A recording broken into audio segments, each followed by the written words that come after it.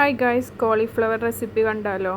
അപ്പോൾ കോളിഫ്ലവർ ആദ്യം ചുടുവെള്ളത്തിൽ മഞ്ഞൾപ്പൊടി ഇട്ട് പുഴുങ്ങുക.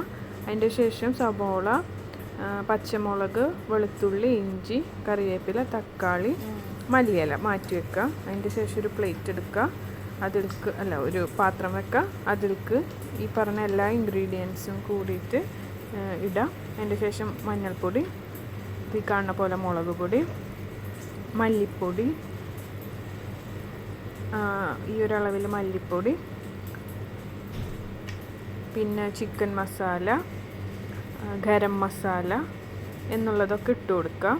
അതിൻ്റെ ശേഷം ഈ സ്പൂൺ അളവിൽ ചെറിയൊരു എമൗണ്ട് ഗരം മസാല ഒക്കെ ഇട്ട് കൊടുക്കുക. അതിൻ്റെ ശേഷം അത് നന്നായി വഴറ്റി കൊടുക്കുക. അതിന് ശേഷം നമ്മൾ പുഴുങ്ങി വെച്ചിട്ടുള്ള കോളിഫ്ലവർ ഇട്ട് കൊടുക്കുക. നന്നായി സോട്ട് ചെയ്ത് കൊടുക്കുക. അതിൻ്റെ ശേഷം വെള്ളം ഒഴിച്ച് കൊടുക്കുക. അതിൻ്റെ ശേഷം പിന്നെ നമ്മൾ ബോയിൽ ചെയ്തിട്ടുള്ള പൊട്ടാറ്റോ അതിലേക്ക് ഇട്ട് കൊടുക്കുക. എന്നിട്ടൊന്ന് തിളപ്പിക്കുക. അപ്പോൾ നമുക്കിതുപോലെ കറി കിട്ടും. ശേഷം വേപ്പില ഇട്ടിട്ടൊന്ന് ഗാർണിഷ് ചെയ്യുക. പിന്നെ മല്ലിയില ഇട്ടിട്ടൊന്ന് ഗാർണിഷ് ചെയ്ത് കൊടുക്കുക. അതിൻ്റെ ശേഷം നമ്മളുടെ കറി റെഡി ആയിട്ടുണ്ട്. ഒരു തിക്ക് കൺസിസ്റ്റൻസിന്, എനിക്ക് തിക്കായിട്ടാണ് ഇഷ്ടം. ചിലവർക്ക് അത് ലൂസ്, അപ്പോൾ വെള്ളം അതിനനുസരിച്ച് ഇതാക്കാം. അപ്പോൾ ഇതൊന്ന്